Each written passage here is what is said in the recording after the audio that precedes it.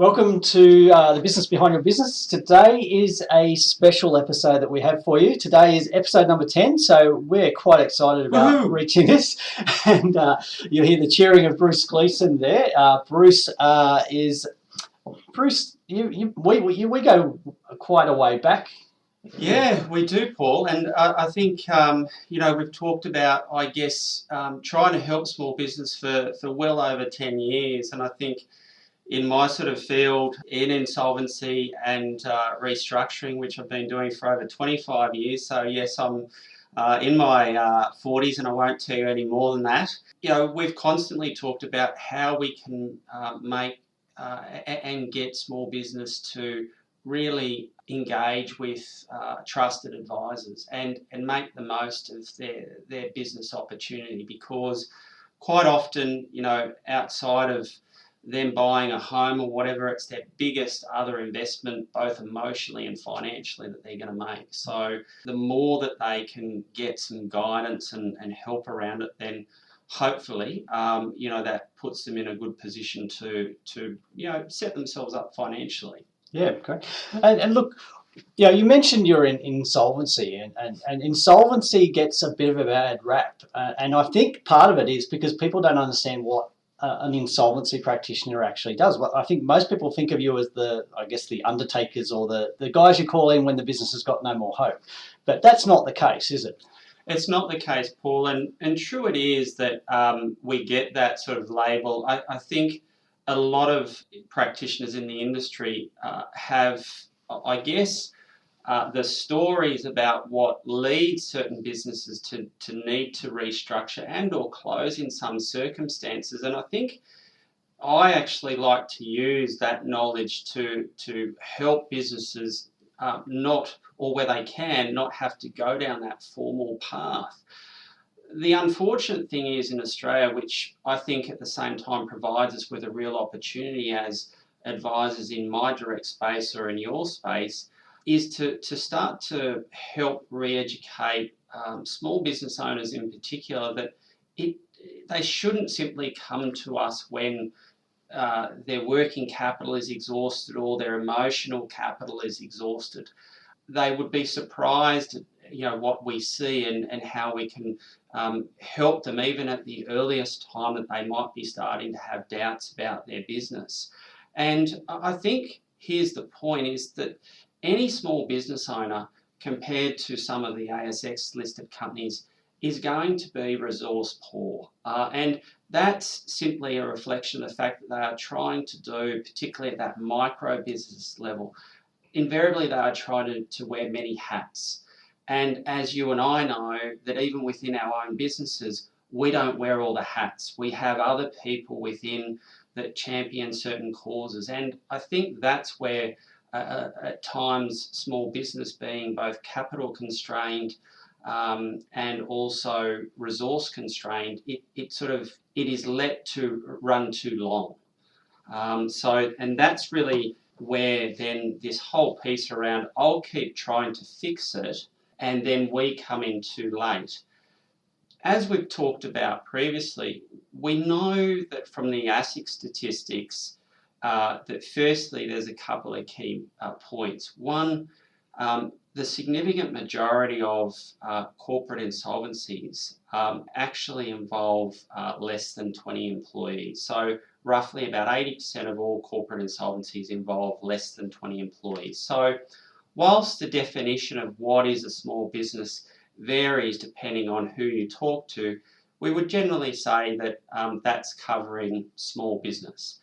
And when we start to then peel back and say, well, what's the next important factor that is relevant? That is that of those businesses, about 75% of them have less than $100,000 in assets at the time they go into some form of external administration. So what we know from those statistics is they haven't changed much over time. And when I say over time, over probably a 10-year period. So that's instructive insofar as it says to us that exactly the point that you made, that people invariably come to us when I won't say it's too late, but the range of options has significantly reduced. And what we really need to do in working with our trusted advisor network and then with small business owners is encourage them to use us as a resource, because, as I said, the object of the exercise should be, as soon as there is some kind of concern around either the financial position of the business or some other aspect that's impacting the operating capability, that they actually put their hand up and get help, because they're not meant to know everything. So I think you're saying that in general, businesses leave it way too long before they seek help, and they've probably left it too late to really make a proper recovery from it. But and most small business owners don't necessarily have the financial knowledge. But what are some of the key warning signs that people are ignoring? Yeah, look, there's probably two telltale signs, and again, when we're looking at small business, they would be certainly some arrears or non-compliance with their tax office obligations. That's generally a pretty much a red flag. So, for example, outstanding returns or a series of failed payment arrangements. That's a telltale sign that the business, firstly, hasn't managed its tax affairs properly, and secondly, is now in a catch-up phase trying to deal with the tax office debt. But also fundamentally, and we know that basically about 45% of businesses that go into some form of external administration, that's the main reason that they go in is inadequate cash flow. So it may sound such an obvious thing to talk about, but the whole focus on cash flow just has to be so paramount for small business. It's paramount for any business, but the old adage, cash is king, for small business, particularly in their earlier years, is so key. And going back to your point about sometimes they're not always strongly across accounting and or the financial position of the business, that's where I think they need to, as part of the business plan, provision for making sure that they've got a budget for then getting the right professional resources to help them with that. Nobody, including you and I, is expecting them to be an expert across everything, but they have to understand the importance of cash flow management, because from that, the business will or won't be able to then do other things. And so for mine, looking at that small business level, it's the two flags that I constantly see are the ATO or the tax office debt and management of that, and there just being no rigour around the cash flow side of things. And I think, and I don't mind sharing with you, if I look in with inside of our own business, we run a fairly rigorous cash flow forecasting program for all of the teams that administer our files, and that is, a scenario where we're always looking at least the current month plus 3 months out and making sure that we've got adequate coverage for where we want the profitability to be. And here's the other key point: if there's not a commitment to the cash flow process, how do you know how you're then resourcing properly for the business? So for us, if we know, for example, that on our cash flow forecasting that we're more than covered based on budget, then if we're able to go really significantly out beyond the 3 months, then it might be a clue to us that we've got to look at additional resources, because we can otherwise bring some of that sort of workflow forward.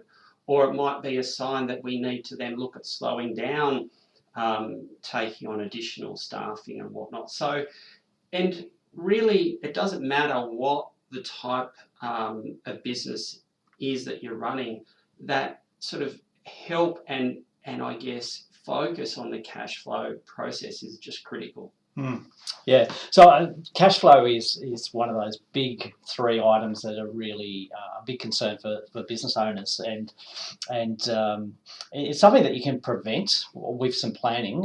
Where you can't always prevent it, but you can do your best to prevent those issues arising by planning. And 3 months is a guide that we work on. Is that 3 months of your expenses is a good chest to have available, but when we get to the point where we start to see an issue, how do you work with those businesses? What are some of the things that you would be doing with them to help them turn around their business? So I think the first point in looking at the position of a business is to understand what each of the key personnel's role is, because that of itself is instrumental in trying to work out, well, who firstly is in control of what, and in a lot of scenarios there'll be somebody that's good at the operational side of the business, there'll be somebody that's good at the sales or marketing side of the business, that there might be others that are looking at the IT side. Or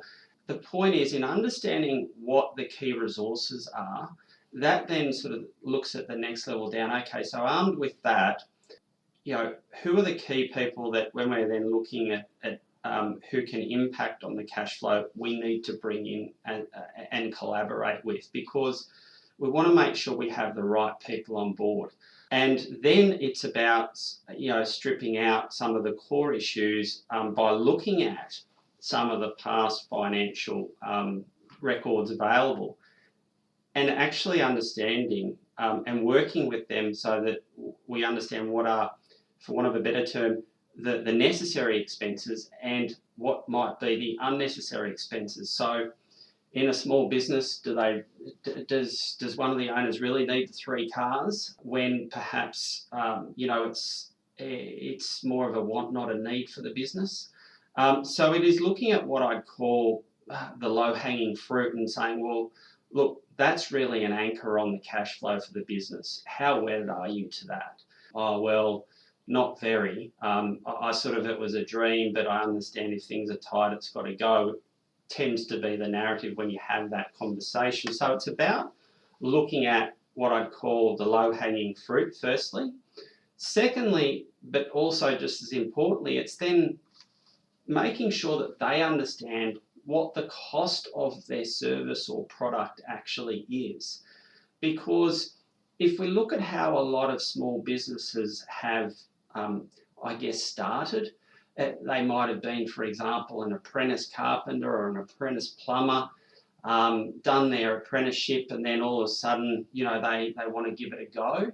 But whilst they might understand what they've been paid per hour and what some basic material costs might be, what generally speaking they then don't sort of get the proper guidance and advice around is, yes, but if you want to then run it as a business, there's a lot of other sort of non-direct costs that are involved in the ultimate provision of that service or that product. And, it's then making sure that the pricing of that actually works, because you can then try and, look at other things which we can talk about in a moment around cash flow, but there's got to be a strong link between the profitability of what they're providing and the cash flow, because cash flow itself, whilst we've acknowledged is critical, so is making sure that the service or the product that you're providing being profitable equally relevant. Yeah, and that's something that we see quite a bit. And professional service type firms have a big issue with this in terms of they'll agree to a piece of work for a fixed fee, but they won't look at how much work is actually required to produce it. So they might say work on an hourly rate of $200. But when we add up how many hours actually went into producing that piece of work, the actual hourly rate they're recovering is more like $50 or $60 because of all the extra things they put in there.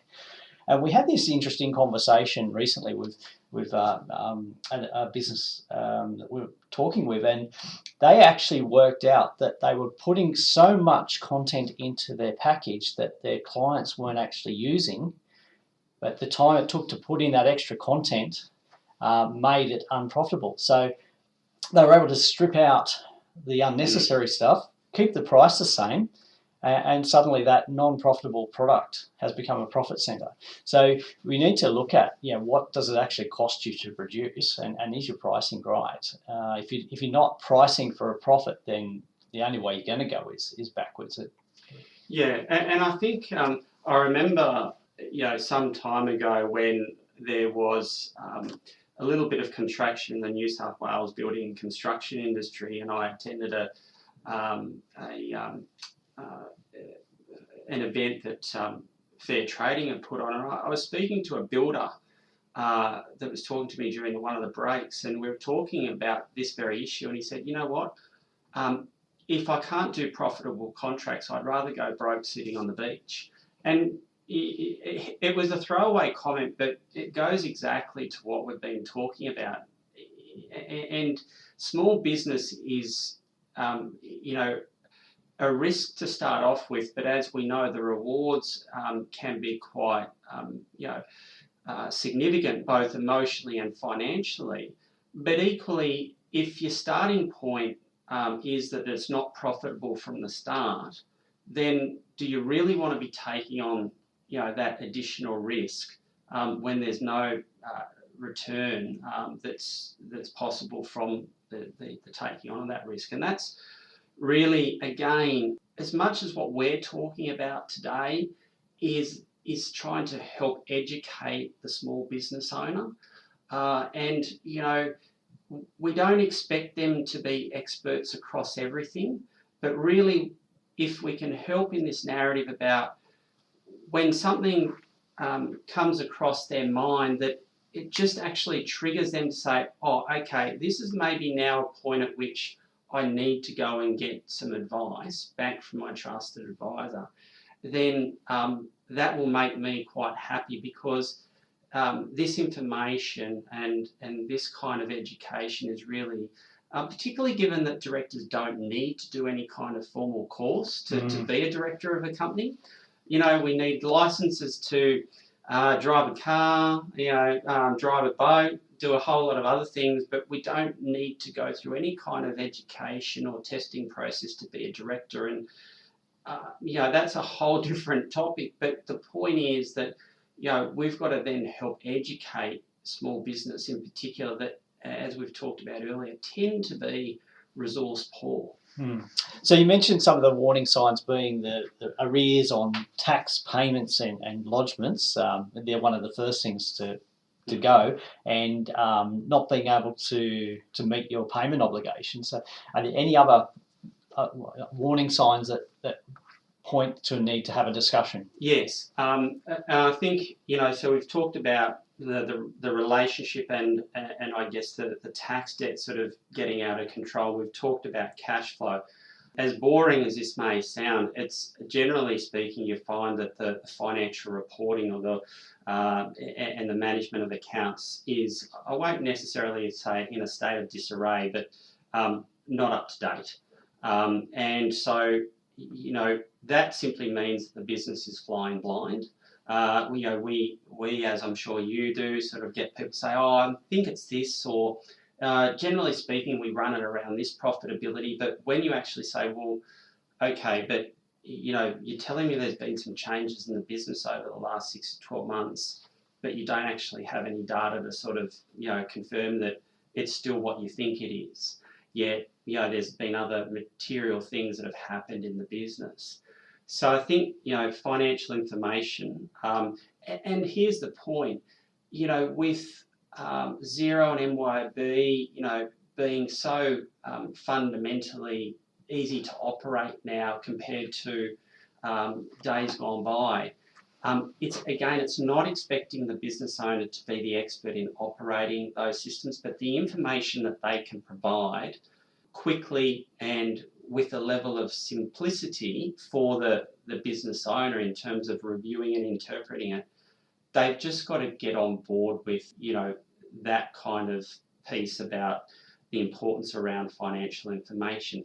And I was only talking to a business owner the other day about their business, and one of the things that was said to me was in response to a question, I just leave that to my bookkeeper. I don't really, worry about it too much.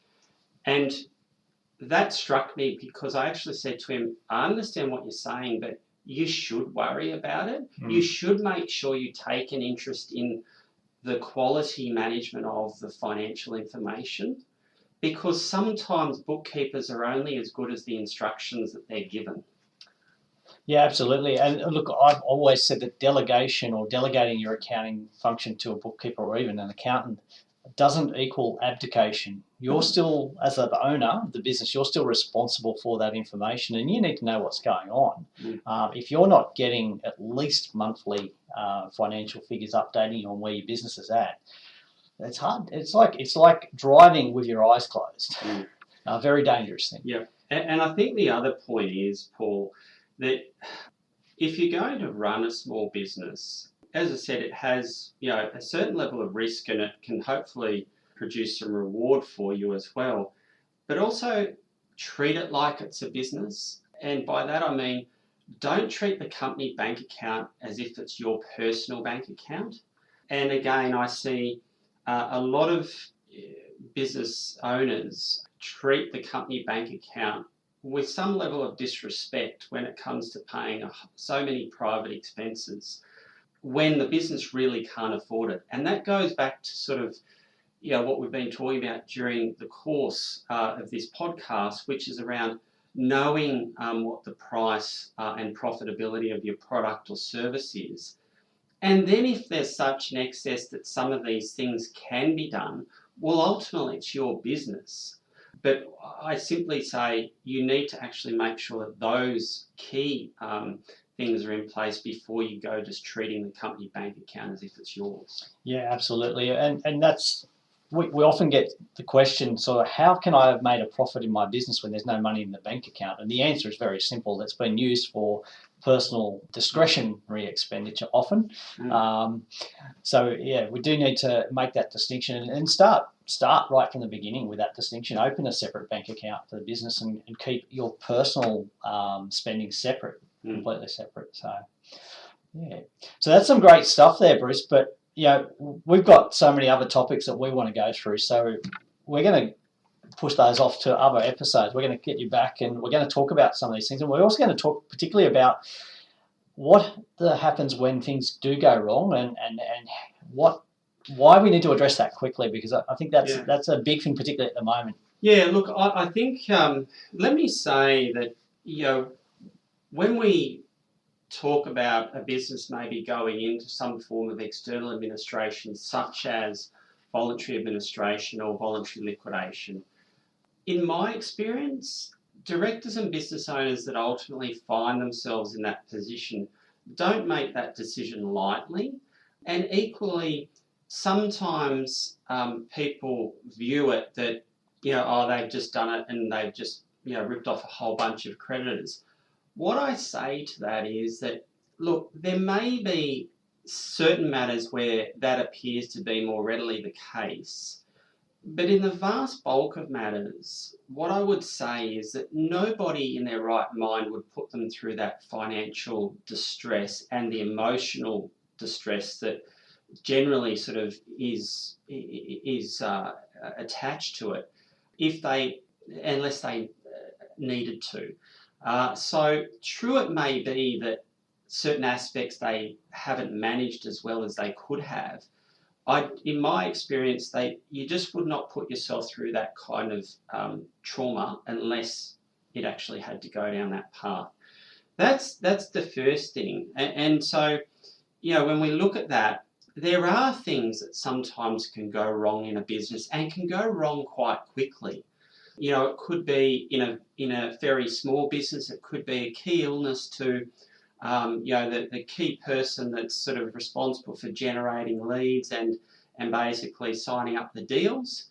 And if the business is already reasonably leveraged because it's not able to be a capital light business, then that could have quite a significant and fairly immediate impact on the cash flow of the business. There can be other scenarios where, and I've seen these where the company is otherwise running well enough, if I could call it that, but then gets embroiled in litigation that on a contract or a job that it did several years ago, and simply put, it's in the big league. It's embroiled in litigation with some big players that are prepared to fund big professional expenses, and this business that we're talking about, the small business, gets to a point where it can't any longer absorb all of the costs of defending and dealing with that. So, there are circumstances where small businesses can get in strife, and not necessarily through gross mismanagement, just through the risk of being in business. And it's in those circumstances where as soon as they actually realise that things might be outside of what I'd call the standard operating conditions, we really want them to put their hand up and go and get some advice from a trusted professional, and then work out what it means for them. Because here's the point: running a small business is tough enough, but trying to do it on your own when things outside of the normal business conditions are happening, then just becomes so difficult. Yeah, absolutely. I think you've given us some great value there, Bruce. You don't go it alone because you don't know everything in business. And look, use the advice that you can get. Plan for that advice. Plan for what you can do to prevent some of these things from happening. So some of it is preventable, but when things don't go the way they should or the way you've planned, then don't be afraid to reach out for help and ask before it becomes a bigger issue. And I think that's a key thing. And Bruce, I know you've had plenty of conversations with people where you've actually helped them avoid this situation or going down that track. And it's one of the things you're really good at, I know. You've certainly got that compassion for business owners. Yeah, I think a lot of our work has been over a long period of time, specifically focused around small business. We tend to think that we get what small business owners are about and what they are tapping into from an emotional perspective. Not all of the firms that operate in our industry necessarily tap into that because they're looking at much bigger matters, and therefore slightly different approaches. But we always sort of start with a question, regardless of when we're brought into the process, and that is, what do you want to get out of this? Because if we don't understand why they're coming to us before we start to look at cash flow and financials and other things, then we don't actually know what's really keeping them awake at night. Yeah. Oh, that's great. Great stuff there, Bruce. Thank you very much for joining us today. That's okay, and look forward to joining you on some other podcasts. Great. Thanks, Bruce. Thanks for joining us for our 10th episode of The Business Behind Your Business. We appreciate all your comments and the questions we've been receiving by email. So that we can answer a lot more of those questions, we've got a special announcement today, and that is that The Business Behind Your Business will now be a weekly podcast. So starting from our next episode, every week on Tuesday, you'll be able to download a new episode of The Business Behind Your Business. So to make sure you don't miss any episode, make sure you subscribe in your favourite podcast player. And look, don't forget to keep emailing us at podcast@thebusinessbehindyourbusiness.com. And if you can jump over to iTunes and give us a 5-star rating, we would really appreciate that. Until next time, I'm Paul Sweeney. Thank you for joining us.